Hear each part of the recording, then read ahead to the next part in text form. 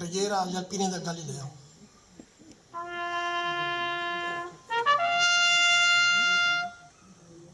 O Dio Onnipotente, concedi la tua voce a questi eroi che dal profondo delle acque chiamavano a te, o Signore. E voi, o anime benedette del Galilea, in questo eramo raccolte, in quella tremenda notte entraste nell'eterna luce come candidi petali strappati dall'umana violenza. Tendeteci le vostre mani innocenti, così come facevano gli angeli che, sfiorando gli avidi flutti del mare, vi raccolsero, portandovi, avvolti, nella celeste musica dei nostri monti, ai piedi di quella Vergine che invocaste nella disperazione di quell'ultima angoscia. Diteci, alpini del Gemona, che cosa dobbiamo fare per essere degni di venire a trovare?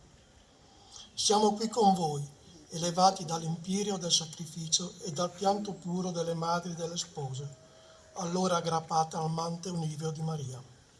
Illuminateci e sosteneteci, perché nella fede la terrena storia non sia dettata dalle armi, ma dalle opere dell'amore per la grandezza e la gloria della nostra patria. Amen.